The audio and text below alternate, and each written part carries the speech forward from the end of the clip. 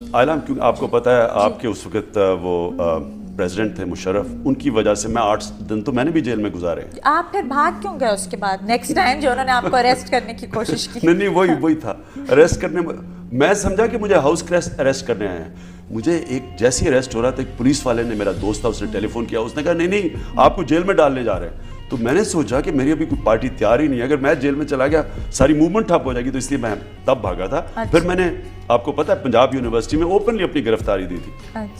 لیکن جو میں نے ڈی جی خان جیل میں دیکھا وہاں صرف مجھے بیچارے غریب مسکین نظر آئے، کوئی طاقتور ڈاکو ادھر مجھے نہیں نظر آیا. کیوں آپ کو انہوں نے ایک کلاس نہیں دی؟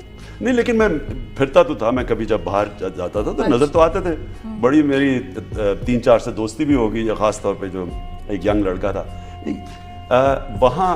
میں ڈاکٹر سے جو جیل کا ڈاکٹر تھا اس نے مجھے جائزہ لے کے بتایا، کہتا کہ عمران صاحب اگر ان کے پاس وکیل ہوتے آدھے ان میں سے بے قصور ہیں. آپ کا کیا خیال ہے خان صاحب کہ اگر کیبنٹ کی اپروول کے بغیر یہ اس طرح کا فیصلہ پریزیڈنٹ جاری کریں تو اس کی کتنی حد تک یہ قانونی، اس کی کیا حیثیت ہونی چاہیے؟ دیکھیے جنرل مشرف تو ڈکٹیٹر تھے، لیکن جو فیصل بات کہہ رہے ہیں وہ جتنی جلدی یہ دھبا اٹھایا جائے اس قوم کے سر سے. دیکھیے کہیں دنیا میں کسی بنانا ریپبلک میں کبھی این آر او جیسا قانون نہیں آیا کہ آپ نے سب کچھ معاف کر دیا ایک کلاس کو.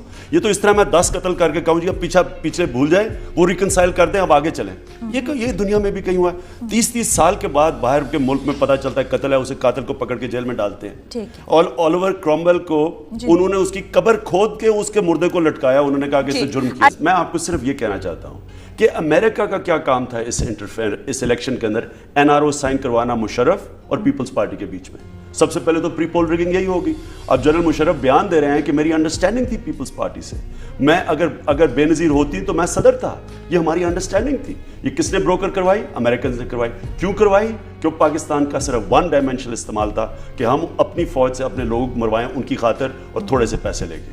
یہ بیسکلی اس لیے جب بے نظیر نے الیکشن ایمرجنسی کے بعد بوائیکاٹ کیا تو نکرو پونٹے اور باؤچر پاکستان بھاگ گیا ہے اور 48 گھنٹے میں اس کا فیصلہ چینج کروایا. کیوں کروایا؟